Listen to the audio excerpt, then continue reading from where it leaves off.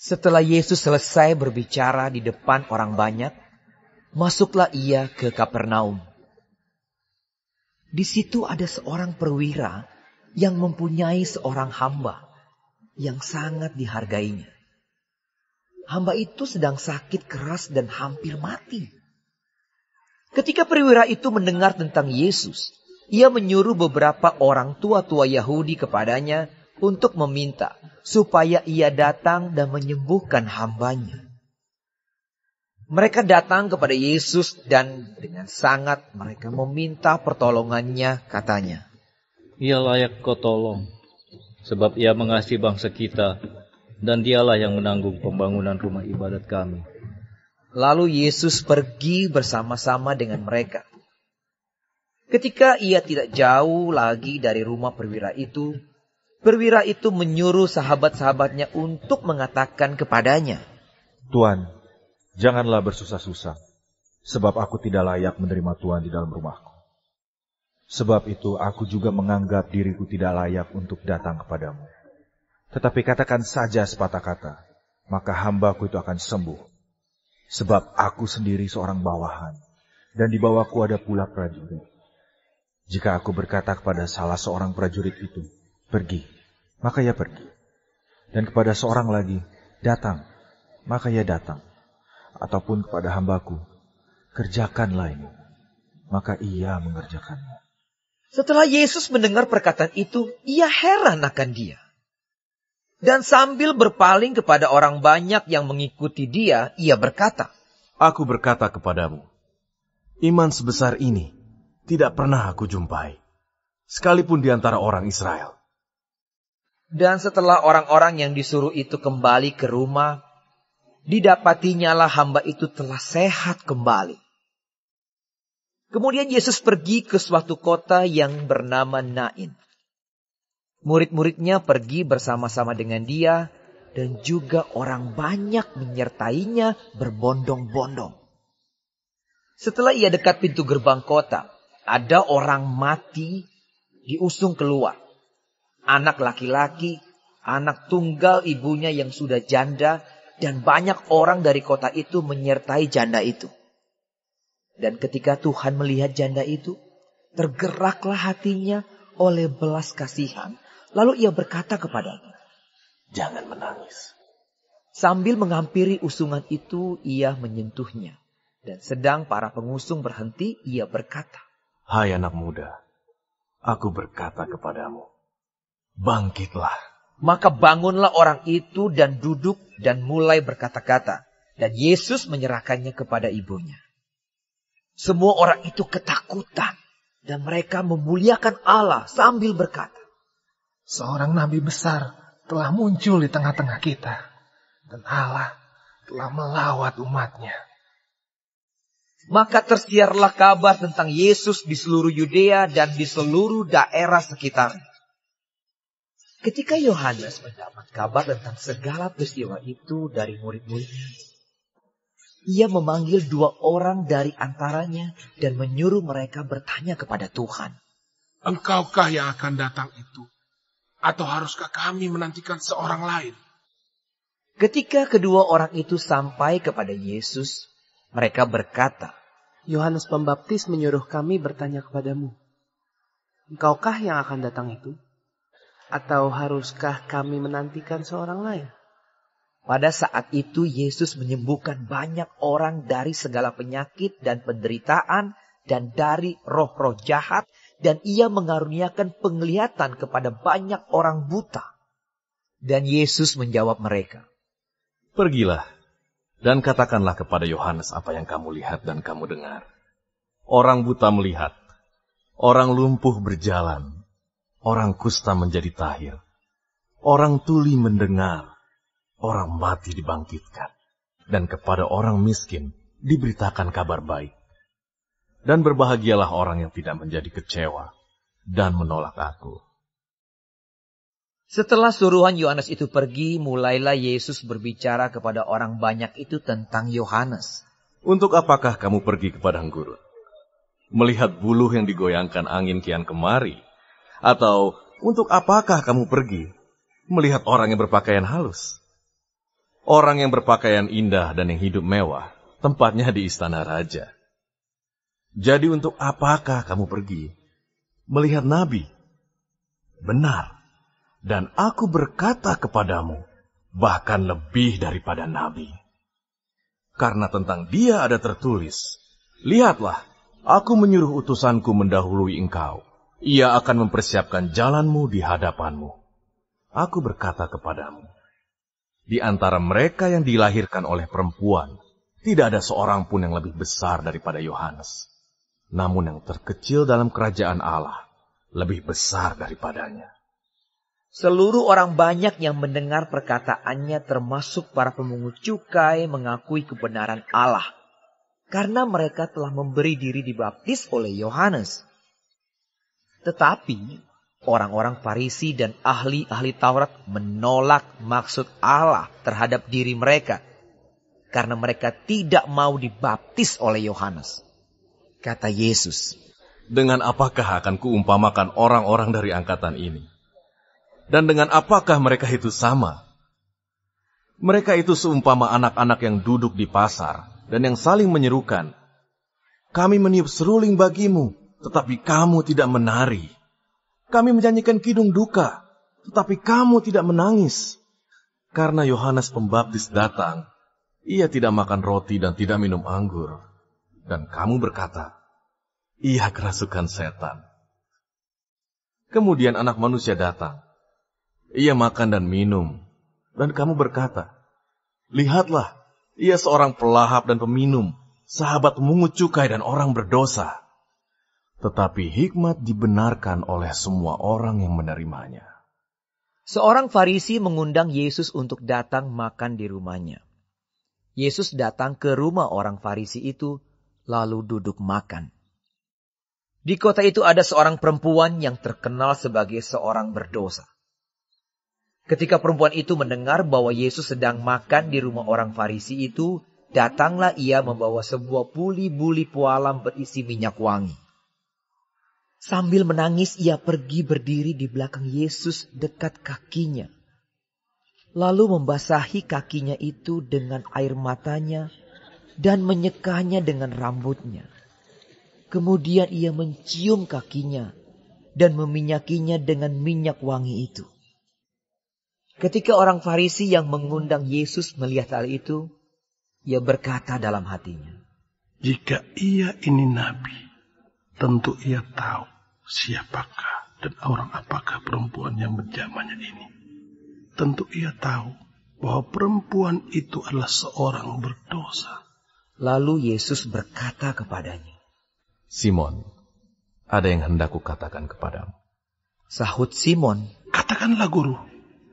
Ada 2 orang yang berhutang kepada seorang pelepas uang. Yang seorang berhutang 500 dinar, yang lain 50. Karena mereka tidak sanggup membayar, maka ia menghapuskan hutang kedua orang itu. Siapakah di antara mereka yang akan terlebih mengasihi dia? Jawab Simon, aku kira dia yang paling banyak dihapuskan hutangnya. Kata Yesus kepadanya, betul pendapatmu itu. Dan sambil berpaling kepada perempuan itu, ia berkata kepada Simon, engkau lihat perempuan ini. Aku masuk ke rumahmu, namun engkau tidak memberikan aku air untuk membasuh kakiku. Tetapi dia membasahi kakiku dengan air mata dan menyekanya dengan rambutnya. Engkau tidak mencium aku, tetapi sejak aku masuk, ia tiada henti-hentinya mencium kakiku. Engkau tidak meminyaki kepalaku dengan minyak, tetapi dia meminyaki kakiku dengan minyak wangi.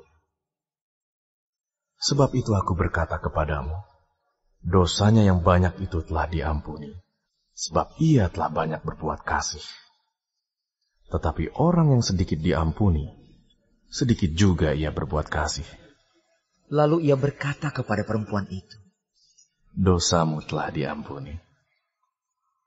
Dan mereka yang duduk makan bersama dia berpikir dalam hati mereka, siapakah ia ini, sehingga ia dapat mengampuni dosa? Tetapi Yesus berkata kepada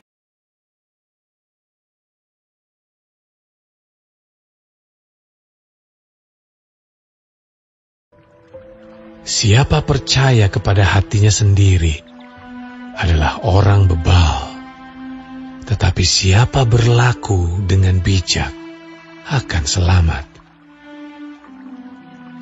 Siapa memberi kepada orang miskin tak akan berkekurangan, tetapi orang yang menutup matanya akan sangat dikutuki. Jika orang fasik mendapat kekuasaan, orang menyembunyikan diri. Tetapi jika mereka binasa, bertambahlah jumlah orang benar.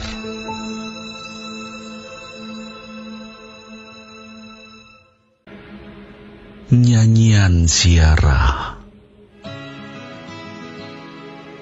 Aku melayangkan mataku ke gunung-gunung. Dari manakah akan datang pertolonganku? Pertolonganku ialah dari Tuhan, yang menjadikan langit dan bumi.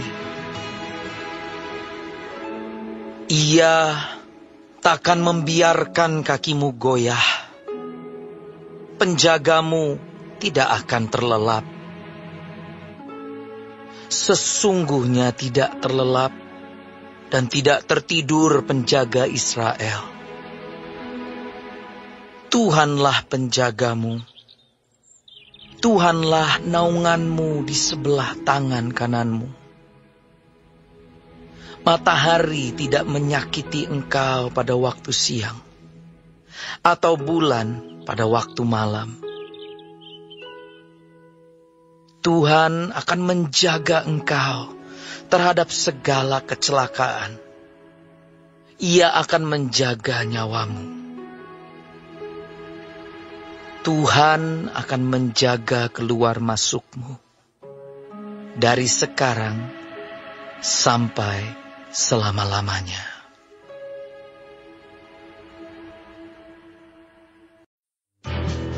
Inilah raja-raja negeri yang dikalahkan oleh orang Israel, dan yang negerinya diduduki mereka di seberang Yordan ke arah matahari terbit, dari sungai Arnon sampai gunung Hermon, serta seluruh Araba Yordan ke arah timur, yakni Sihon raja orang Amori yang diam di Hesibon, yang memerintah atas suatu daerah dari Aroer yang letaknya di tepi sungai Arnon pada pertengahan sungai itu, ditambah setengah Gilead sampai sungai Yabok, batas daerah Bani Amon, dan atas Araba Yordan sampai sebelah timur danau Kinerot, dan sampai sebelah timur laut Araba, yakni laut Asin, ke arah Bet Yesimot, dan ke arah selatan sampai kaki lereng-lereng gunung Pisga.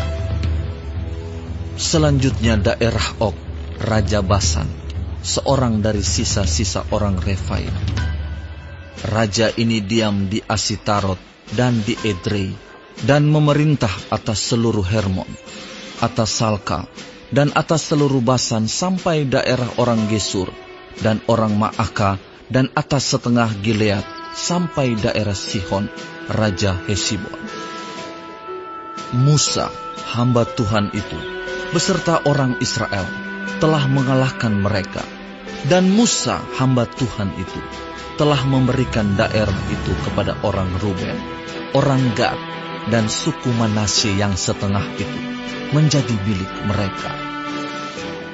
Inilah raja negeri yang dikalahkan oleh Yosua dan oleh orang Israel di sebelah barat sungai Yordan, dari Baal Gad di lembah gunung Libanon sampai pegunungan Gundul yang mendaki ke arah Seir. Negeri ini diberikan Yosua kepada suku-suku Israel menjadi miliknya menurut pembagian. Di pegunungan, di daerah bukit, di Araba Yordan, di lereng gunung, di padang gurun dan di tanah Negeb, yakni di negeri orang Het, orang Amori, orang Kanaan, orang Feris, orang Hewi, dan orang Yebus.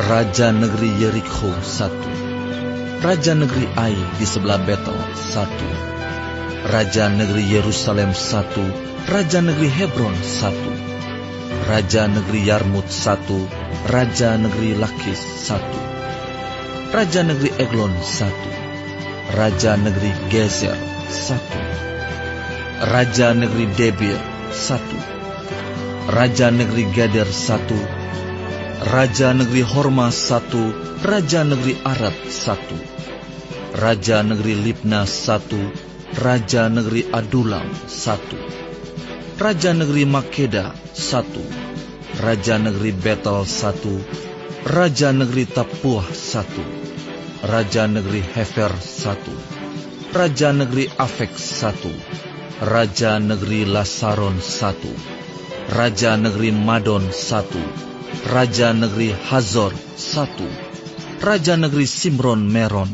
1, Raja negeri Aksaf 1, Raja negeri Ta'anak 1, Raja negeri Megido 1, Raja negeri Kedes 1, Raja negeri Yokneam di dekat Gunung Karmel 1, Raja negeri Dor di tanah Bukit Dor 1, Raja negeri Goyim di Galilea 1, Raja negeri Tirza 1. Jadi jumlah semua raja itu 31 orang.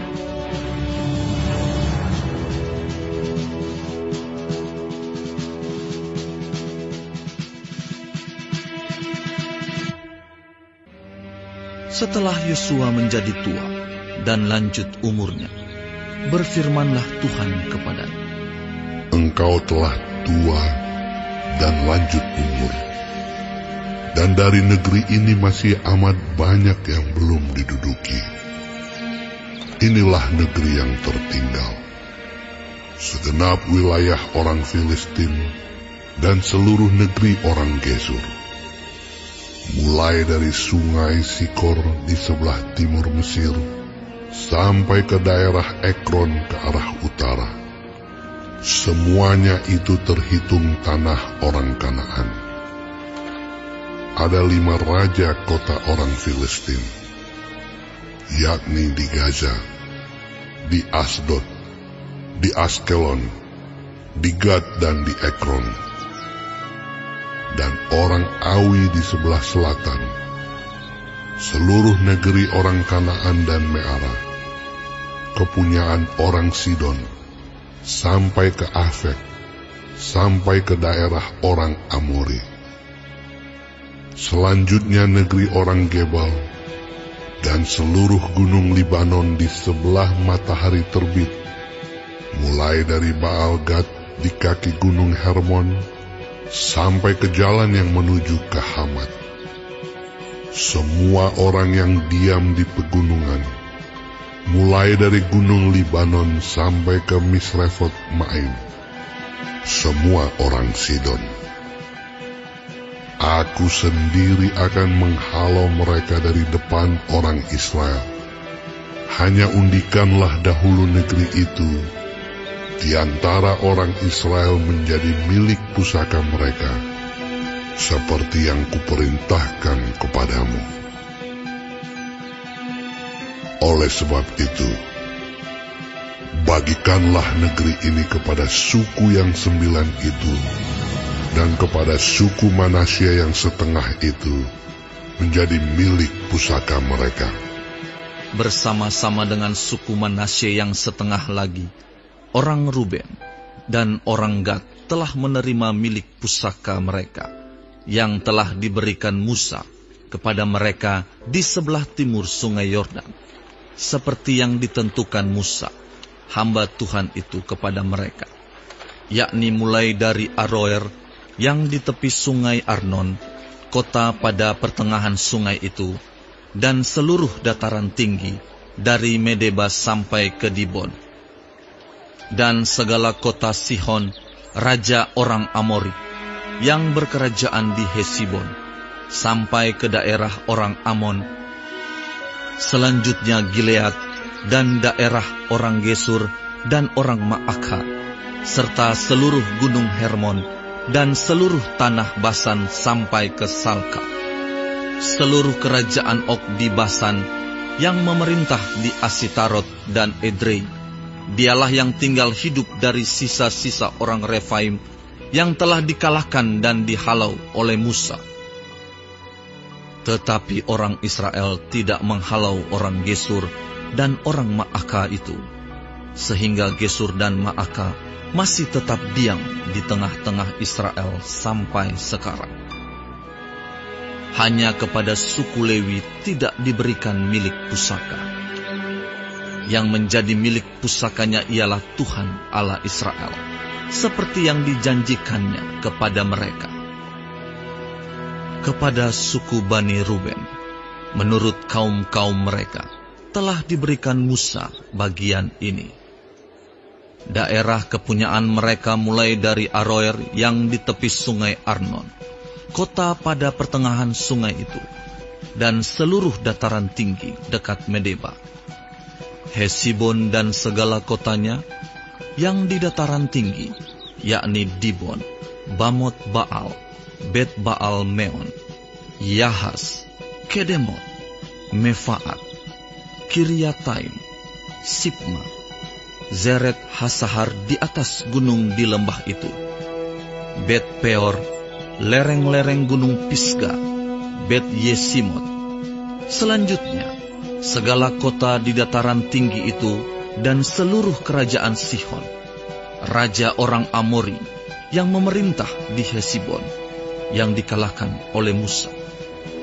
Bersama-sama dia juga dikalahkannya raja-raja Midian, yakni Ewi, Rekem, Sur, Hur dan Reba, raja-raja bawahan Sihon, penduduk negeri itu. Juga Bileam bin Beor, juru tenung itu, telah dibunuh oleh orang Israel dengan pedang, beserta orang-orang yang telah mati tertikam oleh mereka. Jadi, batas daerah Bani Ruben ialah sungai Yordan dengan daerah pinggirnya. Itulah milik pusaka Bani Ruben menurut kaum-kaum mereka, yakni kota-kota dengan desa-desanya.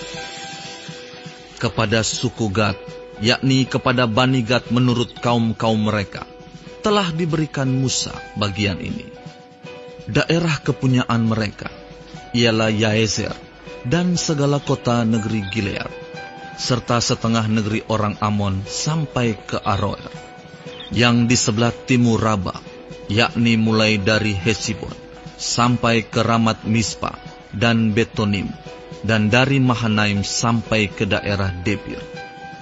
Dan di lembah Bet Haram, Bet Nimra, Sukot dan Safon, sisa kerajaan Sihon, raja Hesibon. Sungai Yordan dengan daerah pinggirnya sampai ke ujung danau Kineret di sebelah timur sungai Yordan. Itulah milik pusaka Bani Gad menurut kaum-kaum mereka, yakni kota-kota dengan desa-desanya.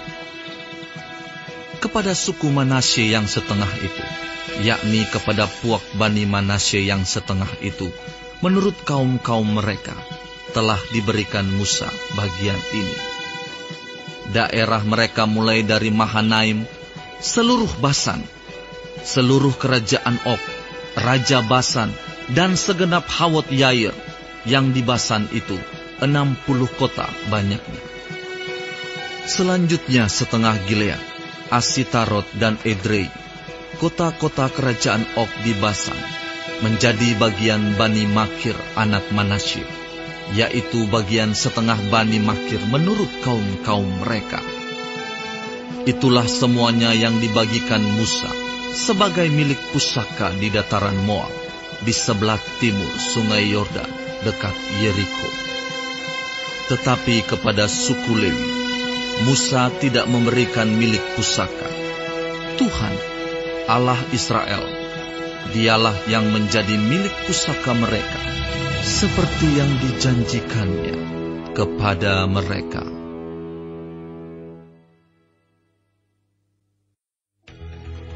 Inilah semuanya yang diterima oleh orang Israel sebagai milik pusaka di tanah Kanaan, yang telah dibagikan kepada orang Israel oleh Imam Eleazar dan Yosua bin Nun dan para kepala kaum keluarga dari suku-suku mereka, dengan mengundi milik pusaka itu, seperti yang diperintahkan Tuhan dengan perantaraan Musa mengenai suku-suku yang 9,5 itu.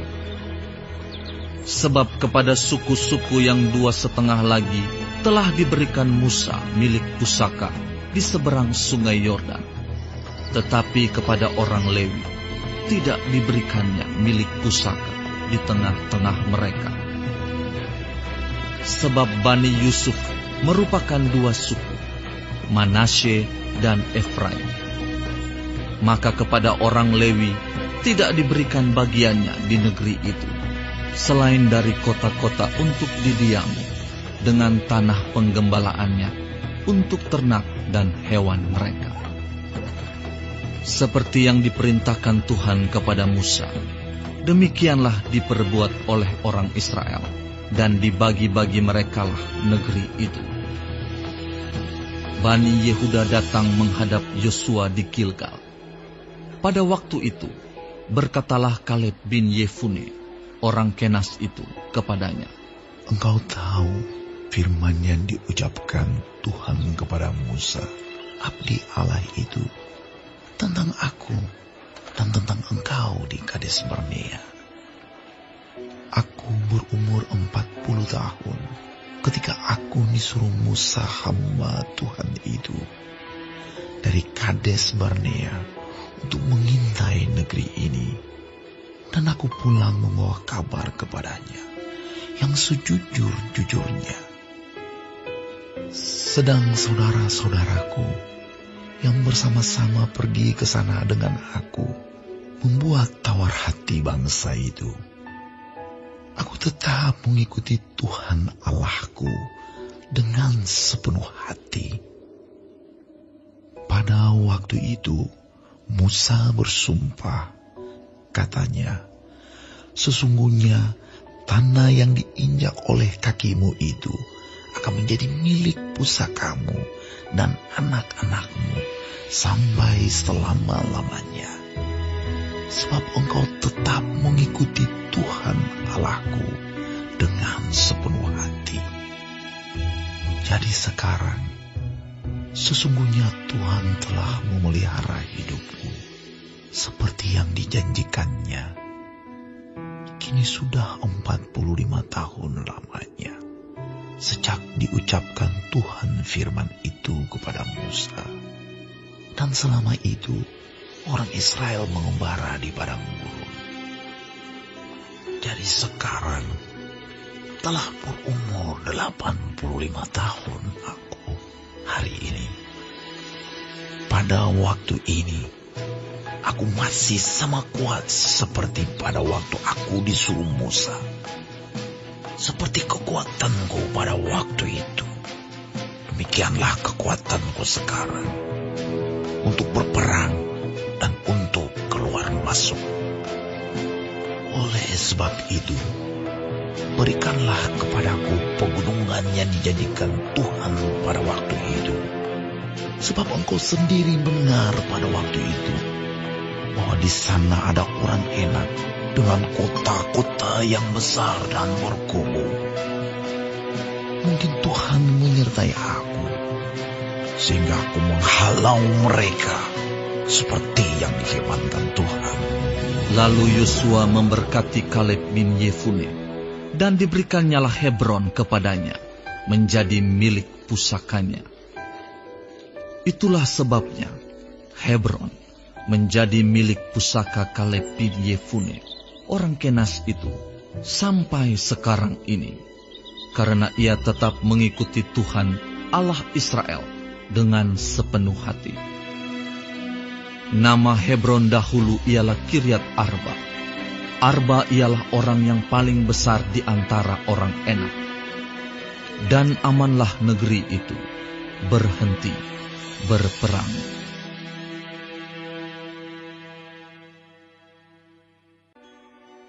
Tetapi engkau, beritakanlah apa yang sesuai dengan ajaran yang sehat. Laki-laki yang tua hendaklah hidup sederhana, terhormat, bijaksana, sehat dalam iman, dalam kasih, dan dalam ketekunan.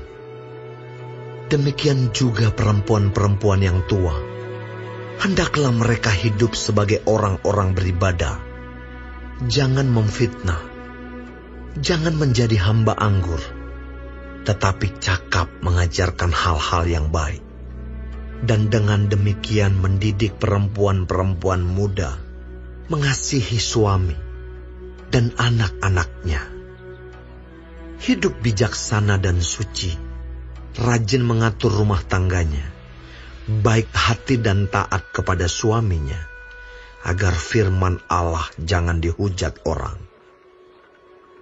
Demikian juga orang-orang muda, nasihatilah mereka, supaya mereka menguasai diri dalam segala hal, dan jadikanlah dirimu sendiri suatu teladan dalam berbuat baik. Hendaklah engkau jujur dan bersungguh-sungguh dalam pengajaranmu, sehat dan tidak bercela dalam pemberitaanmu, sehingga lawan menjadi malu, karena tidak ada hal-hal buruk yang dapat mereka sebarkan tentang kita. Hamba-hamba hendaklah taat kepada tuannya dalam segala hal, dan berkenan kepada mereka.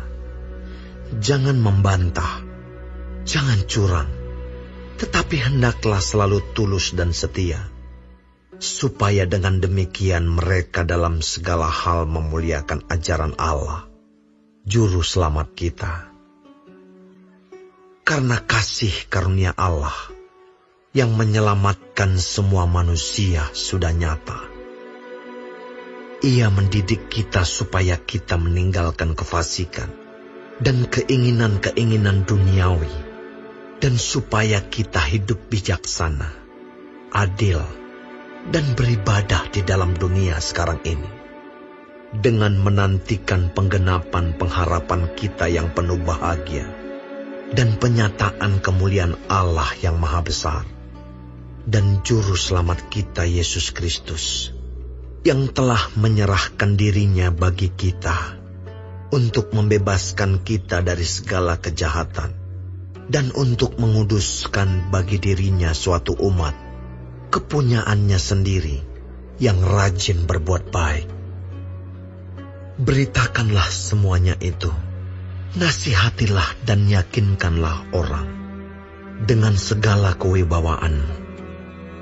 Janganlah ada orang yang menganggap engkau rendah,